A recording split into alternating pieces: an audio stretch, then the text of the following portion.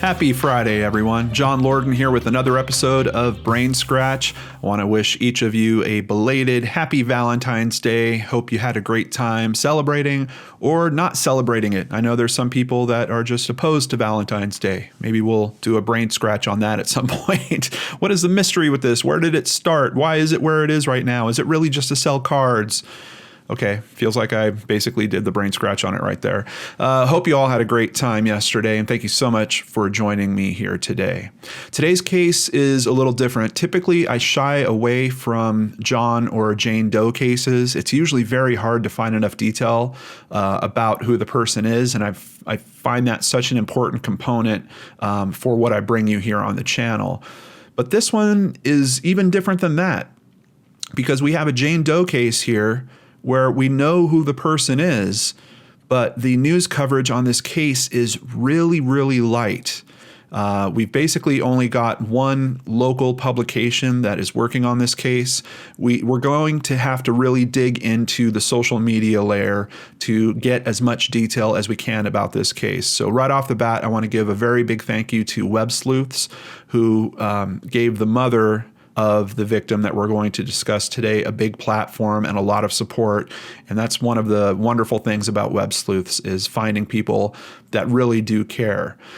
Outside of that, we do have something interesting in terms of what happens to that when it goes on for years.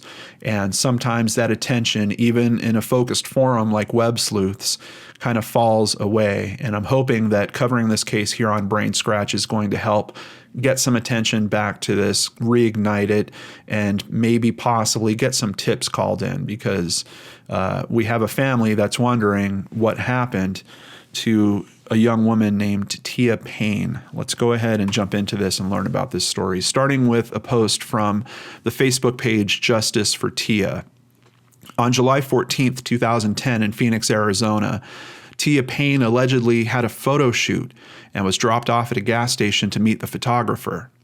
That was the last time anyone saw her. On July 22nd, 8 days later, Tia's remains were found in a remote area in Payne, Arizona. She remained a Jane Doe for 3 years until she was identified through a DNA database.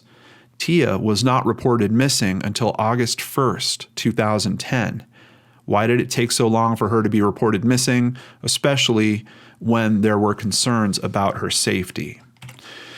So we have a little bit of a fractured family situation here. Just know that right off the bat. Her mother wasn't really involved in Tia's life day to day. They had a bit of a broken relationship, and it seems like they were trying to work on things, but they just didn't quite get it there before her disappearance.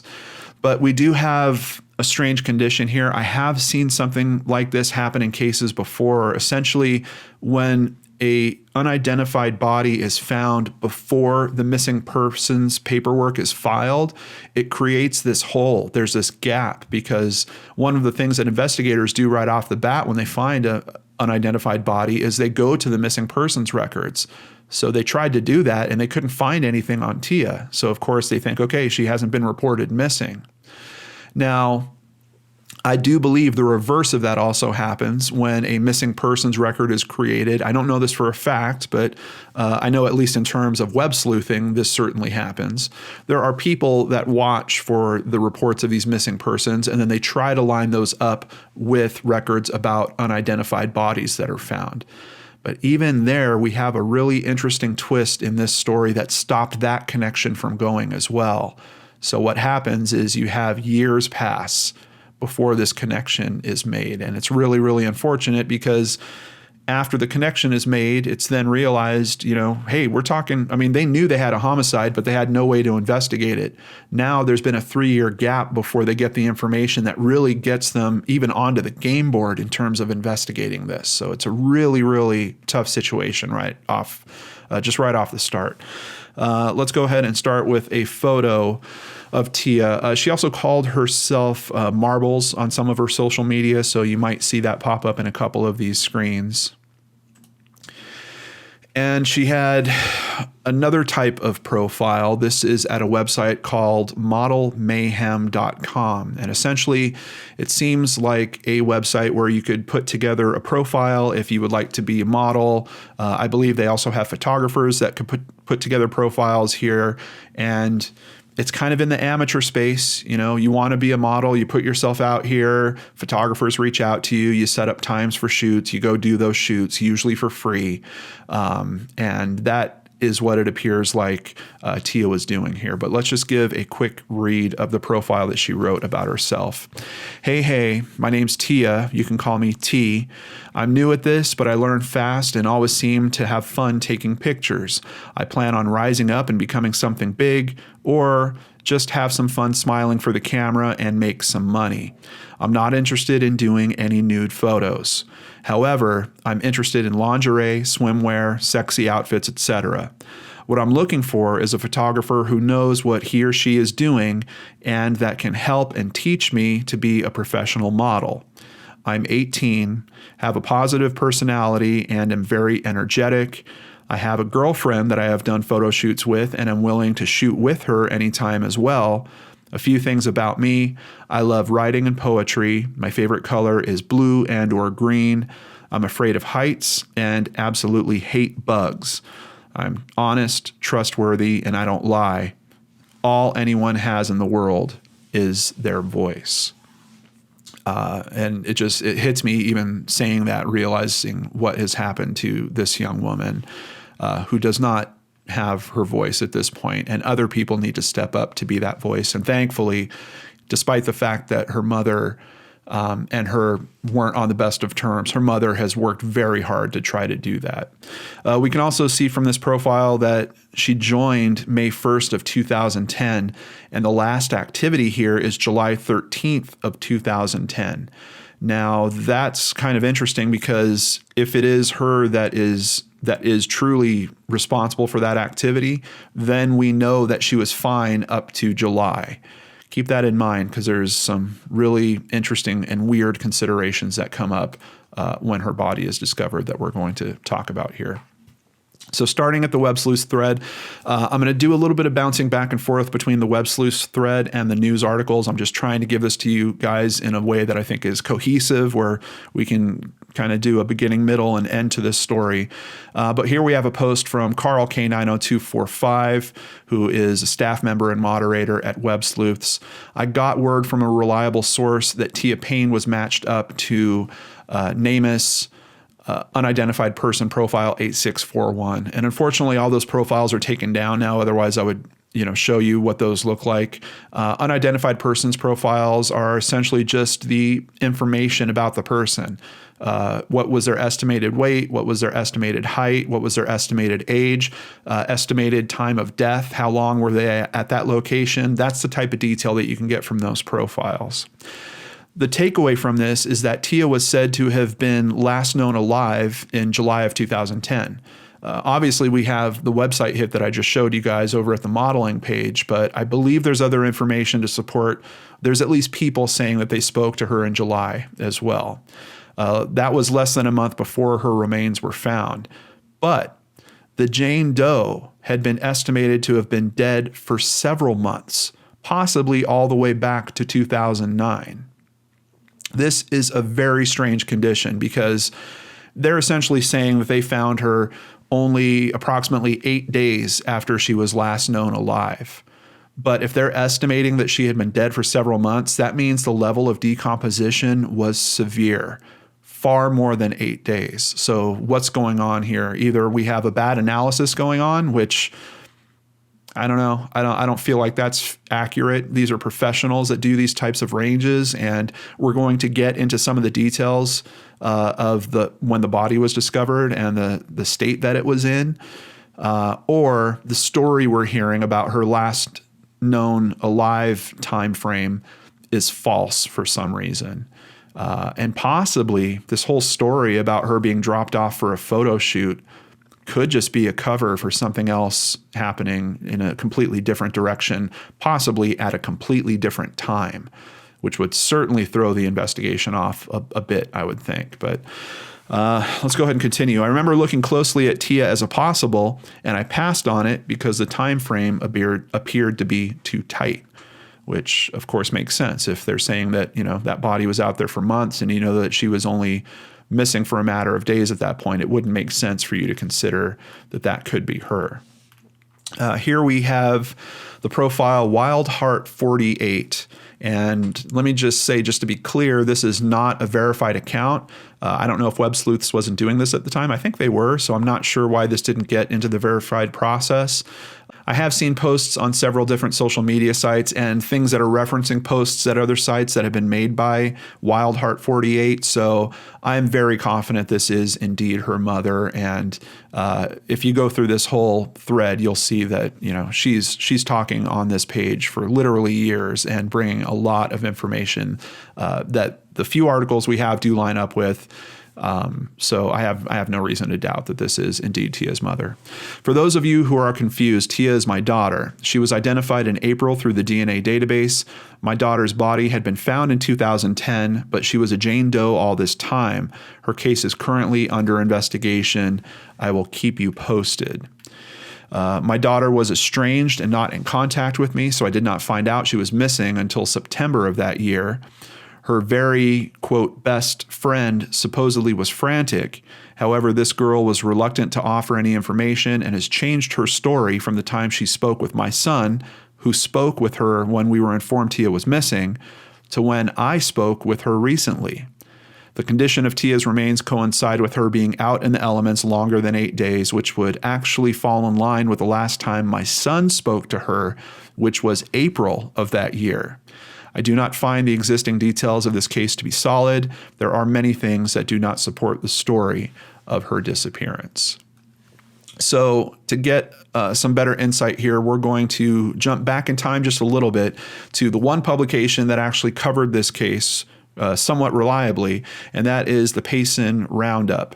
And these are stories from the Jane Doe's discovery forward, but there's some details in there that I think are important. That's why I want to take a little bit of a step back. Murdered woman's ID, a mystery.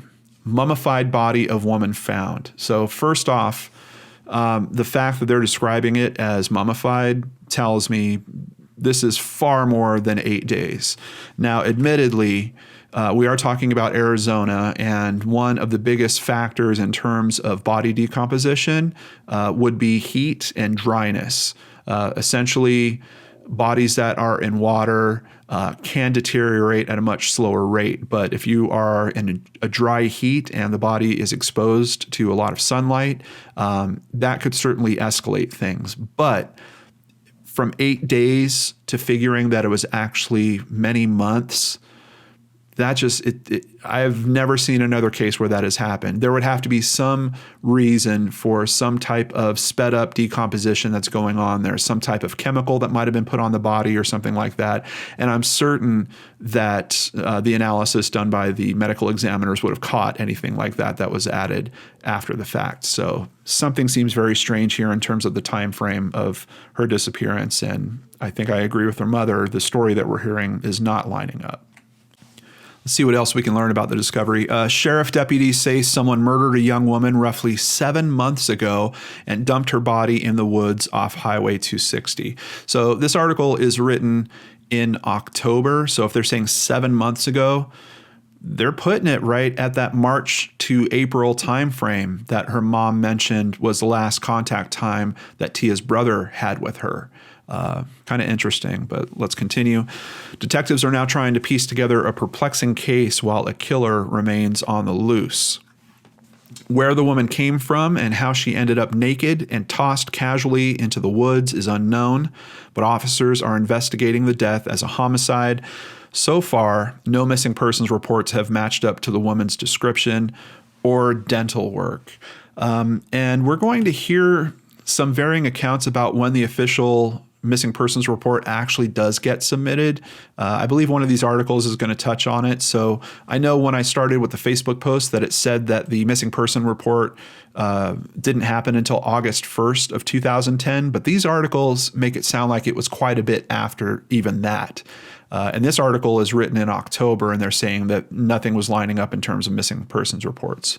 Once again, we have this other kind of X factor in this situation when it comes to the decomposition of the body. It could be that her report was available at this time, but because they were looking for a time frame of her disappearance to line up that would make sense with the decomposition of this body, they could have ruled it out. But there's another interesting twist here. So far, no missing persons reports have matched up to the woman's description or dental work. I don't know if that missing persons report was really filed and if the dental information was already attached to it. That should have been an indicator for them. I don't know if they could have ruled it out before they did that analysis. I don't think they would have, but I'm not positive. Gila County Sheriff's Detective George Ratliff said the only clues they have are from the body itself. The woman wore an inexpensive ring, had her toenails and fingernails painted vibrant blue, and wore a thong which was found near the body. She also had alcohol and marijuana in her system. In some of the conversations on Web Sleuths, her mother does confirm that she does believe that she would use alcohol and marijuana. An autopsy revealed the woman likely died of blunt force trauma to the skull, leading Ratliff to believe the woman was killed and her body stashed in the woods. At 7 a.m. on July 22nd, Ratliff said he got a call that a woman's body had been found 83 feet off Forest Service Road 512, the Young Road, 2.5 miles from Highway 260. So this is the approximate location of where the body was found. And as you can see, there's some campgrounds that are around here, but not a whole lot else. It is just a lot of open terrain. Continuing at the article, the caller reported the female body was badly decomposed and lying near several young saplings. When Ratliff arrived, he found the body lying in plain sight. A camper explained that his dog had pulled him to the area the night before, but he had ignored the dog's request. The next morning, while walking the dog again, the man decided to let the dog lead. He then stumbled upon the body. A pathologist later determined the woman was likely between 16 and 20 years old, 5'3" to 5'4" inches tall with a slight build, weight around 105 pounds.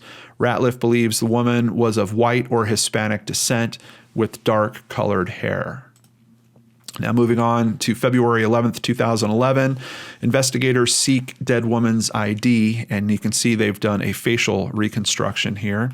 Months of decomposition stripped away the body's identity, but now facial reconstruction may help investigators put a name to the woman and possibly tie a killer to her murder. The Gila County Sheriff's Department released photographs of Jane Doe this week. The clay reconstruction of the woman's face sheds new light on one of the department's few cold cases. Gila County Sheriff's Detective George Ratliff said he has zero clues to go on. There is nothing we can do until we find out who she is, he said. This is what I was talking about earlier. Unidentified body, despite the fact that you suspect that it's homicide. Just how do you investigate that when you have nothing to tie you to a particular circle of people? Even just how would you know what direction this body came from before it was being dumped? There would have to be some type of physical evidence found with the body that would give you some clues to investigate. And even that, is it really going to drill it back to the specific person that's responsible for that person's death? I don't know. I haven't quite heard of a case like that to date.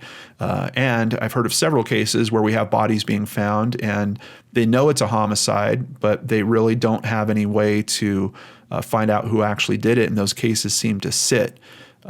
So that's kind of what we're seeing in this case. I hope that that changes here very soon. Once we find that out, we can start checking back to who she was and who she hung out with, and we may get some leads. Half of the body, including a set of teeth, long brown hair, and bright blue nails, had survived 6 months of decomposition. Detectives also found another piece of evidence nearby, a size 5 stainless steel ring with a square, clear stone. That is all we know, Ratliff said. Since the roundup reported a description of the woman in October, several people from around the country have called Ratliff's office, but none have panned out. Missing persons reports, dental records, and the FBI's combined DNA index system, CODIS, turned up no matches. Ratliff said he keeps trying, checking the CODIS bank once a month. This is the first time Ratliff can remember the sheriff's office in Payne using the FBI for facial reconstruction. And rolling forward a couple months to April 22nd, 2011, we have a different take on it. Artist tries to recreate look of murdered woman. And you can see this is basically done as a painting. I know it's kind of small, but I'll zoom in here for you guys. Despite releasing facial reconstruction photos in February, investigators have no new clues to work with. Now, the Gila County Sheriff's Office has released an artist's conception of what the unidentified female might have looked like. And we roll forward from there to July 13th, 2013. Woman's body finally identified. Questions still dog detectives. And we can see here, people have different opinions, but we have to remember this is an artist typically looking at the skull and then trying to build up from there in terms of what the person might have looked like. Did they knock it out of the park in this particular case? I leave that up to your interpretation. I appreciate that they're trying to help in this way. I've seen some that are closer than others, but after 2 years of wondering, authorities now know the identity of a young woman found murdered off Young Road. Her name is Tia Payne, a 19-year-old model from the Valley and a member of the Yavapai Apache Nation. Ratliff believes someone dumped her body in the forest sometime after September 30th, 2009. He figures her body couldn't have been there before that date because a forest fire in the area would have damaged the body. Now, I don't know if that is a quote just from their previous articles about when she was a Jane Doe. I think that I did see it repeated in those articles. I don't know if he still holds this assessment once she's actually identified as Tia Payne, because I would like to think that he would believe her brother actually spoke to her. So just keep that in mind. I think it's just an odd placement for this information. No one reported Payne missing for months after deputies found the body, and no one made the connection to the missing persons report at the time. So here's what I'm talking about. It sounds like on the Facebook post that it was within a few weeks, maybe to possibly a month, that the missing persons report happened. This article in particular is saying that it was months after her disappearance that the missing persons report was actually filed. Authorities found some of Payne's personal effects, including a backpack and ID, in a wash near Tonopah, Arizona, west of Phoenix.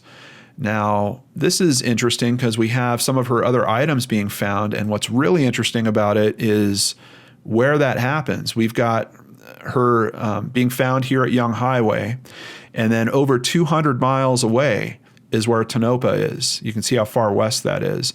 And kind of in the middle of this is at least one address that was used for her at one point. And I don't know if she was still living here at the time. It looks like she had some type of shoplifting charge and then she didn't go to court for it. They put out a warrant, and on that warrant, they had an address for her that is not smack in the middle, but definitely you can see it on the path here between these two locations. So it's just strange. We're talking about 200 miles away. Her personal items are found over here, but her body's left over here. Just a very weird condition. Was that part of someone's plan to stop her from being identified? Take all of her identifying items and go drop them 200 miles away? Possibly. But she did have some tattoos, including a tattoo that had her last name on her. I believe that it's pretty obvious that those tattoos didn't hold up through the decomposition process, particularly the one with her last name, because it took so long for the identification to happen. But let's continue here. Officials determined Payne's identity earlier this year using the combined DNA index system, CODIS. DNA information from Payne's body matched DNA samples the Phoenix Police Department had taken from her mother and father. Ratliff says he has some leads on the case, but is not yet ready to make an arrest. It actually sounds kind of promising. And I'm wondering, is it going to be anyone that we're talking about in this particular episode? There's a strange message that was left on her model profile. We're going to read that just as soon as I'm done getting through this article here. Diana Bonaha, Payne's mother, said she had not seen her daughter for many years since Tia lived with her father. We had spoken for a brief time, and I had hopes that we could reconcile, she wrote. I've been trying to find answers, and it pains me to know all this time she was up in Payson with no identity. Bonaha added she loved her daughter dearly, even though I was not in her life, and she was well loved by her father and friends.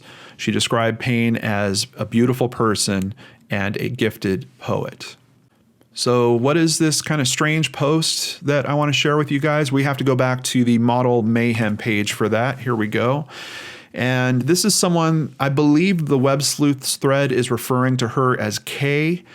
I don't know if she changed her name here because she's also a model on this website, but it's this post by someone that calls themselves Canadian. I see posts in other places that Tia's mother is saying is this same girl, and I believe her name at those other places is Candy with a K. And like I said, Web Sleuths is referring to this person as simply the letter K.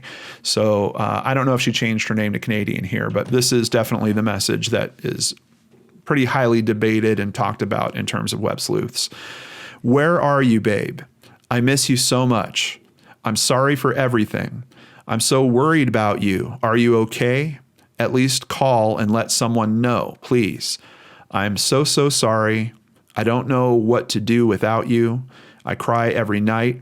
Is she okay? I dream about you. I wish you were here with me right now. I wish I didn't do what I did to you over some piece of crap. I'm sorry. But I wish you wouldn't have gone on Craigslist. I believe you would still be here. And then there's a sad face. I love you. I hope you're okay. And at least read this. And then she has a heart symbol, your girlfriend, always and forever. And that is posted October 30th of 2010. I bumped into this post before I got to the Web Sleuths thread and really came to understand it a bit more. Apparently, this is her girlfriend. This is Tia's girlfriend at the time, and I do believe that they were living together at least up to a week before her disappearance. Now, this is the story. There was some type of disagreement they had a week before her disappearance, and then Tia left, and supposedly from that point forward, her girlfriend, Canadian K. Candy, did not have any contact with her. So it's a little strange to me that you would do a post like this. We're talking several months later. It'd be kind of different to me if this was a post here within a week or two of them having that fight, that disagreement, and her leaving. I can't say that that's necessarily suspect. I can just tell you guys, for me personally, it feels weird. This feels like a very personal call out. I don't know why you would do this in a public forum like this Model Mayhem website. This kind of seems like something that might be better for Facebook Messenger or some type of private direct messaging communication. And then there's this weird twist in there about Craigslist. I wish you wouldn't have gone on Craigslist. I believe you would still be here. What does that mean? Because at 2010, we don't know what's going on with this case yet. We don't know that her body has been discovered yet. So what exactly is she saying with this? Pretty strange. Let's jump back over to Web Sleuths and see what Tia's mother has to say about it. In regards to some of your questions, I do not know what the girl who posted on Model Mayhem is talking about, but she posted a similar posting on Tia's MySpace page back in July when Tia first went missing. I did try speaking with her, but she was not very forthcoming with information. I was told it was Tia's boyfriend who had someone else report her missing in August. However, my son told me that Tia was broken up with the young man she had been seeing, and she was now seeing Kay, the young lady who was posting on her pages. She supposedly met with this photo shoot individual and was never seen or heard from again. I just don't understand why she was not reported missing until August if everyone was so worried about her. I didn't even find out until later that year because it was mentioned to my sister. That just has to be terrible. This is already a tough situation when you're talking about family dynamics and to realize that you have a child that is in trouble and you don't even know about it. I imagine that's one of the toughest things that she has gone through. Why do you think Kay was not forthcoming with you regarding Tia, is asked. And she replies, she spoke with my son when we first found out, and his feeling was that she was not being honest. She had said a few things that came off as strange given the circumstances. According to what she told me, they both met this guy on Craigslist, and he set them up with a portfolio and accounts on another modeling site. She's wondering if it's Model Mayhem. There was a different site, we'll talk about it by the end of this, that I also saw a profile for Tia on that is not Modeling Mayhem, but a similar type of service. But then she started to get spooked by him. Yes, Tia lived with her. I want to find answers and I want Tia to have justice. I know my daughter was involved with gang activity. Makes me wonder if something went wrong there. Unfortunately, there's not a lot of detail about that gang activity connection. What type of connection is that? There's, of course, there's aspects of this that are being investigated. So I think that she's being smart in terms of holding back on some information, but she's also being very open, which I have to appreciate in a case like this, because if it wasn't for her being open in this way, there'd be very little understanding of this case. There's, 4 articles. If that Facebook page and this web sleuth thread didn't exist, Tia's story would just completely disappear. The estimated time of death was so far off, someone had commented to her. That's what's so crazy to me. This is where it gets confusing. I spoke with a medical examiner. He does this for a living. And he said, in his opinion, based on his expertise, her remains were of someone who had been outside longer than 8 days. If this is true, then who was pretending to be Tia on her profiles?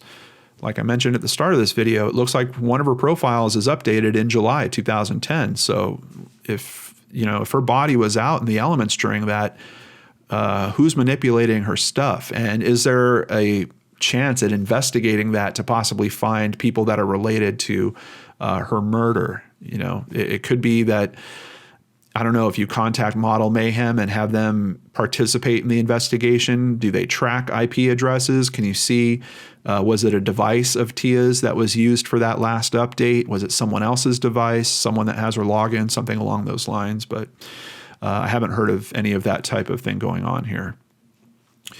I would sure love to hear from her friends, excluding Kay, and hear it from them that Tia was alive and well until the alleged photo shoot. So here, we're hearing from her mother that she's still, despite the fact that she's been asking and trying to reach out to people, she has not gotten any confirmation that Tia was actually still alive, leading right up to her disappearance. Kay told me she and Tia had an argument about Tia going to this model shoot and that Tia left to stay with another friend. In that time, I believe it was about a week, she went to give Tia some mail that had come for her, and that is allegedly when she was told Tia never came back from the photo shoot. Now, if that's all true, at that point, why doesn't Kay, we're talking, this is a girlfriend of hers, and I'm not just talking friends, they're in an intimate relationship here. Why doesn't Kay go to police and get that missing persons report filed? Instead, we have a period of time before the missing persons report gets filed, and we have a post on Model Mayhem months later about how much she misses her. The timing of all that is very, very strange. But keep in mind, Tia's mother did say that Kay did post on her MySpace page something kind of similar in July, right around the time of the disappearance. But still, not filing the missing persons report based off that specific instance seems kind of strange to me. She and her dad, she's talking about Tia at this point, to my knowledge, had a normal relationship. When we were talking, though, she said he had kicked her out. I tried to get her to come to Iowa, where I was at the time, but she wouldn't. And here we have, someone has asked, Sloan7777 asked her mother a bunch of questions, and she's responding to Sloan. And there's some information that we didn't quite cover very strongly here. So Tia was found on July 22nd, 2010, 8 days after she supposedly was last seen. She was nude when she was found, although a pair of panties were near her body, which puzzles me because the rest of her clothes and other articles, wallet, etc., were found in a wash on the way to Wickenburg. Last I knew, she lived in Glendale, although the address for her summons is West Thomas. Perhaps that's Kay's address, so she may have lived there. Time of death is undetermined. They could not pinpoint that. Alleged last known sighting was when she was dropped off to meet whoever she had the photo shoot with, July 14th, 2010. Another thing that's interesting about that little tidbit is it would have been nice. See, this is part of why I'm bothered by this. If the missing persons report was called in at an appropriate time, then police could have said, what gas station was that? They could have gone to the gas station. They could have checked surveillance cameras. They could have verified that she was actually there, quite possibly gotten some video of the vehicle that she drove off in. So do we have a friend that's really caring about her here, or is the time delay that we're seeing here in terms of how things are being reported and when that's all happening, is that part of slowing down and hindering the investigation? I don't know. I have to wonder about it because it just seems like common sense is not at play with a lot of these events, and that bothers me. I'm wondering what the motivation for that is. Tia did not have a car. I believe her belongings are still with the detective. I have her ring. It was also found with her body. Tia is resting in Payne at the Mountain Meadows Memorial Park. And here we have an update. This is from September 12th, 2013. I recently spoke with the missing person detective who was on the case before Tia was found, and he told me he recently visited the other detective and that they are a very small agency with a huge area to cover and caseload. And on September 12th, 2013, today would have been Tia's 22nd birthday. And now we're kind of getting close to the end of the Web Sleuths thread. There's not a lot of updates, not a lot of more detail, but just this sense of pain and desperation from her mother. And I just wanted to share this with you. Next Tuesday will mark the 4th year that Tia's body was found, still holding on to hope and a prayer. And of course, that's July 2014. I was thinking how this all seems to have been forgotten. No responses from anyone lately to my inquiries. I felt heavy-hearted when I awoke and asked my Creator to help me with this. I get to work and check my email and find several messages from someone who is looking into this case. Prayers are always answered.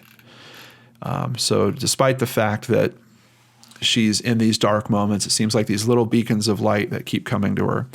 It's been quite a while. This is November of 2015 at this point. I almost posted on Tia's birthday as we went to visit her resting place in Payne. I told my daughter all the things in my heart, embraced all the emotions, and let her go, along with any expectation of finding answers. I felt Tia's spirit with us, and I know that everything is as it should be. It's hard for some people, but Tia left when it was her time. How she left, no matter how horrible, is not what I should be focusing on. Truth will be revealed when its time has come, if that is what our Creator has chosen. Whomever is responsible for what happened to Tia will not escape what they live with. It really moves me to see how Diana is kind of oscillating between having hope and feeling like there's movement, and then literally the years just start ticking away in a matter of posts. And she comes to this kind of resolution that she might not ever have the answer unless that is what God wants for her. But she does make a very good point that whoever is responsible for doing this, they have to live with that every single day. And could that change things at some point for this case? I hope so. Now, I did find another post thread where it seems like there's some tough conversation that's going on between Tia's mother and Kay, or Candy, or Canadian. This is my daughter. She has been recently identified. Her case is now a homicide investigation, and that's posted on April 23rd of 2013. We then have Candy responding June of 2013. She is my best friend, and it disgusts me that this mother of hers wants ownership of Tia. If Tia was alive today, she would want answers from her mom on why she left her at such a young age, but her mom would have no answers. I love you, Tia, and you're still here with me. I don't believe a photographer has anything to do with you being gone. I will not ever give up on you. You're still here no matter anything. You're my heart. Now, there's some really strange comments in here. The main thing is, I don't believe a photographer has anything to do with you being gone. That is really bizarre to me, considering the story that at least Tia's mother is saying that Kay told her, which is the last thing we know. She was being dropped off at a gas station so that she could be taken on this shoot. So why are you going to then later say, you know what, this has nothing to do with a photographer? Well, then is your story accurate or not? And why has your belief changed? Why don't we spend some more time explaining that instead of lashing out at her mother for caring and trying to find answers, regardless of what type of relationship they had when Tia was younger? It's strange to me when I see people argue in this way. This is a total, we're moving the topic way over here. You want to talk about this? Nope, we're going way over here. And here's a bunch of accusations and pay attention to this. Don't talk about what's over here. I'm really bothered by that comment. Do I know, once again, does that make me suspicious of Candy? Suspicious, yes. Is it enough to think that she might be involved with something here? I would certainly be considering it. If I was an investigator, I would certainly be looking at these messages saying, this is a little weird. This is someone that we need to talk to. Let's bring her into an interview room and let's ask her some questions. Has that happened? I don't know for a fact, and I'm not positive, so I can't really speak to that. But I can just tell you, if I was an investigator on this, I'd be looking at these comments and especially the timing of these comments, and I'd be wondering what's going on here. Certainly should be worth looking into more. And her mother has another reply in October of 2013. I don't care what anyone says, Tia. I love you and always have. We will find who did this to you. I certainly hope that is the case. Now, on top of all this, Tia's story gets lumped in with some other cases that seem related to websites like this. Fox News even does a report on some cases that are related to young women that are putting themselves on websites like this. With fears of foul play growing in the cases of 3 Colorado women who had profiles on small-time modeling websites before they disappeared, an advocacy group for women is launching its own investigation to see if they are connected. The National Women's Coalition Against Violence and Exploitation has hired a private investigator who plans to look into the possibility of a connection between the disappearances of Raven Furlong, 17, and Cara Nichols, 19, who both had profiles on modelmayhem.com, and Casey Schelling, who has a modeling profile on the site Explore Talent. Explore Talent is the site that I mentioned previously. Tia also has a profile there, though it looks super bare bones. There's basically just a picture of her. It's not nearly as filled out as the information over at Model Mayhem. The coalition and investigators working with it have been probing some 14 cases nationwide in which missing women all had profiles on sites like Model Mayhem. Internet Brands, which owns and operates Model Mayhem, defended the site's practices in a written statement to Fox News. While our policy is to fully cooperate with authorities if approached for assistance in an investigation, Model Mayhem has not been contacted by police authorities regarding either of the 3 recent disappearances in Colorado. It's good to know that they have a policy of cooperating in cases like this, and I'd be very curious to know if the investigators on Tia's case reached out to them and did they cooperate in that. Back to their comment. Model Mayhem strongly believes that safety should be top of mind when doing anything online. The site offers detailed safety advice to help members understand what to look for when they are contacted by others. And there's an actual link here. Now, I went to that link and I read through the whole thing, and I can tell you the way that they talk about it here, that they're giving detailed safety advice and the actual information that's over here. Is it safety advice? Yes. Is it for this particular type of threat, that there might be some type of stalker or predator situation? No, not even close to it. This is basically about watching out for internet scams, watching out for people that are reaching out to these girls saying, you know, we need to send you some money. Give me your bank account information. We're going to deposit money so that we could set up a modeling shoot with you, or things along that nature. Western Union online fraud. They've got a link to Craigslist scams. Is there information here about the seriousness of what can happen if you do pick up some type of online stalker, I'm not seeing it here. The closest they get to it is you might have guys that want to do a camera interview and basically they're just trying to see you naked, so don't do that type of stuff. They don't go any more serious than that. Is that serious? Yeah, certainly. I'm not even really seeing information here about photographers taking your pictures and using them in other places. They're just this page is very specifically focused on watching out for, Nigerian scam, wire fraud type situations. So I was kind of surprised that they would word it like they do in this article and then point to a page that could have some better advice on there for dealing with situations like this. Site members are encouraged to alert moderators to suspicious activity. Moderators view and respond to each and every inquiry, they said. But the families of the missing tell Fox News that not enough is being done by Model Mayhem. And I got to agree with what I'm seeing there. You know what? How about a video where you just have someone that is experienced on the platform? Take your most popular model, your most successful model, pay him $500 and say, we want you to do a video about how great our platform is, but also your top 5 ways that you stay safe so that you don't pick up stalkers or other bizarre situations. It could be a lot better than it is right there. And I'm telling you, it wouldn't cost them much at all. And it could provide safety to these very young girls that maybe don't have the life experience to know, hey, I'm putting out information about myself there. I'm putting out these pictures. I'm trying to entice people with these pictures.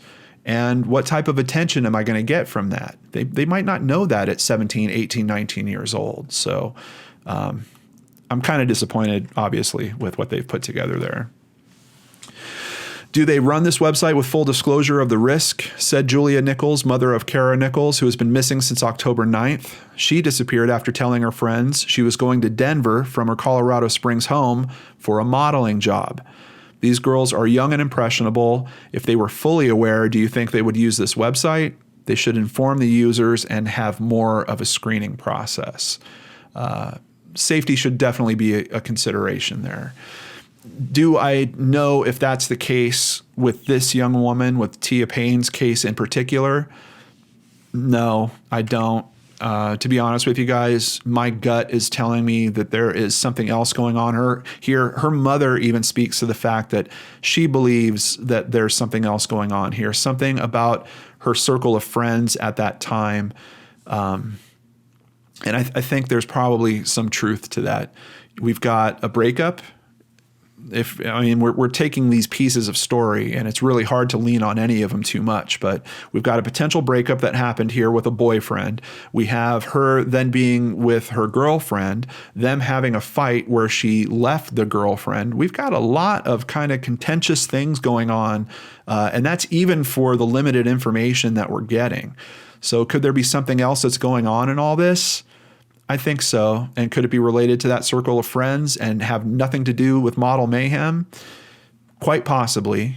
We do know, obviously, her girlfriend is also on Model Mayhem, but is Model Mayhem a functioning piece of this crime? I don't know. I don't really feel like it. I feel like there's something else that is being hidden from us. It feels like a lot of what has gone on in this case has been to deter, to smokescreen, and to delay investigation.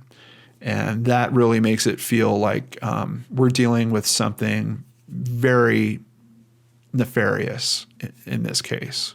And we're ending kind of where we started, back at the Facebook Justice for Tia page with just a heartbreaking post on July 22nd, same date that she's found, but this is 2016.